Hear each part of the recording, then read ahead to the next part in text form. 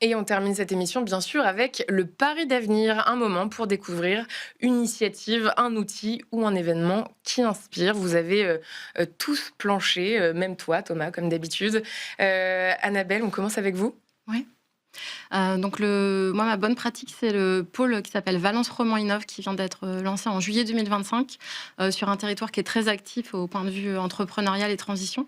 Et là, l'objectif, c'est d'innover par et pour le territoire. Donc c'est un incubateur qui va soutenir des startups dans tous les secteurs de l'économie locale. Ça peut être de l'industrie, ça peut être de la cosmétique, ça peut être de l'agro, pour vraiment détecter des projets à toute phase de maturité. Ça peut être de la start-up comme des projets déjà bien enclenchés mais qui ont besoin d'un soutien institutionnel, business, avec l'idée d'essaimer de créer un maximum d'entrepreneurs sur le territoire, sur un territoire qui est déjà très engagé depuis 5 ans, puisqu'ils ont lancé une école des entrepreneurs de territoire. Donc une formation dédiée aux acteurs qui ont envie de s'engager pour leur économie locale, ce qui est vraiment une autre forme de penser l'entrepreneuriat, comme on l'a vu tout à l'heure.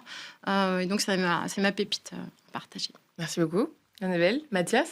Alors, je voudrais partager 2 pépites, je vais aller vite. Une pour les habitants et une pour les territoires en eux-mêmes.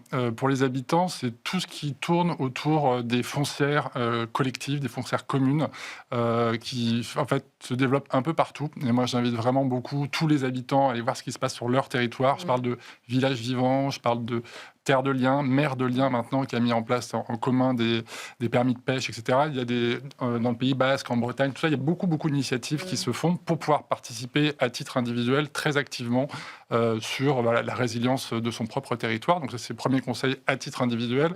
Et le deuxième, c'est pour les collectivités en elles-mêmes, les territoires. Il y a vraiment des alliances qui sont mises en place sur des territoires qui sont hyper booming et d'autres territoires qui sont plutôt en déprise et qui se mettent en commun pour développer des projets. J'en donne 2 exemples. Il y a eu il y a quelques années Bordeaux qui s'est associé avec la ville d'Angoulême pour essayer de développer des projets en commun. Et très récemment, c'est la ville d'Aubervilliers avec la ville de Saint-Dizier dans la Marne qui se sont mis en commun en disant à des acteurs d'immobilier, par exemple, si vous voulez construire à Aubervilliers où ça se passe très bien, vous allez aussi construire à Saint-Dizier où c'est beaucoup plus compliqué. Et donc, il y a une alliance de territoire qui fait que ça va mieux. Et je prends le pari que ça pourrait aussi se faire, non pas que entre les territoires, mais aussi entre des entreprises situées sur des territoires différents et qui pourraient s'allier. Merci beaucoup, Mathias. David. Écoutez, moi, je vais vous partager un article qui m'a donné une pêche d'enfer à la fin de cette année, en décembre. Ça s'appelle « Les classes populaires en ont-elles vraiment marre de l'écologie ?» Et ça pose une question qu'on a beaucoup entendue pendant l'année 2025, c'est est-ce qu'on arrive à en parler et à rendre l'écologie désirable ? Article qui figurait où ? Dans quel... Pardon, très bonne, très juste, dans The Conversation, effectivement, point important, et qui s'appuie sur une étude vraiment de terrain qui va explorer les raisons pour lesquelles on embarque ou pas sur les sujets écologiques. Et en fait, en particulier pour les classes populaires, ce que ça dit, c'est que il peut y avoir un rejet quand on a l'impression que c'est décidé à Paris ou de manière très péremptoire et descendante. En revanche, quand on va se positionner, qui est vraiment le cœur de notre sujet aujourd'hui, sur le terrain et sur le territoire, et qu'on donne la possibilité aux acteurs de ce territoire de se saisir de ce sujet, sur des trucs hyper pratiques, sur comment améliorer mon cadre de vie, comment faire en sorte que j'ai pas de déchets qui traînent dehors, et ben il se passe des trucs de psychopathes. Les gens s'allient ensemble, bossent et arrivent à se saisir du sujet, et c'est joyeux et ça marche.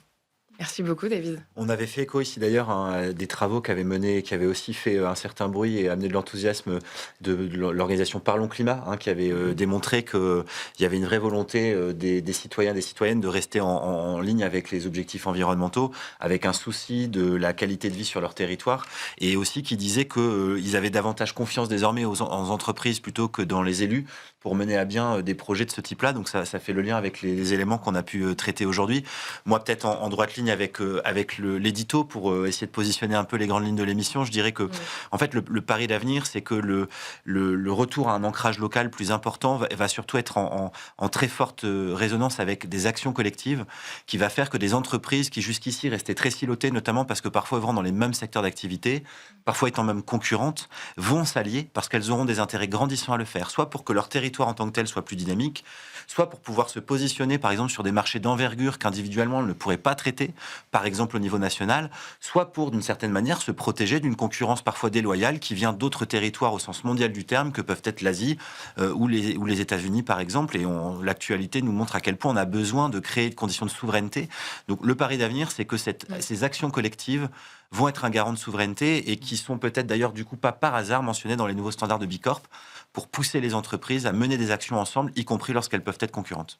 Merci beaucoup Thomas d'avoir bien conclu cette émission. Merci beaucoup à tous les trois. Annabelle Richard, directrice chez Utopie. Merci à vous, Mathias Navarro, président et fondateur de Redman. Et merci à vous, David Garbou, CEO et fondateur de Transformation Positive. Merci de nous avoir suivis sur Be Smart for Change.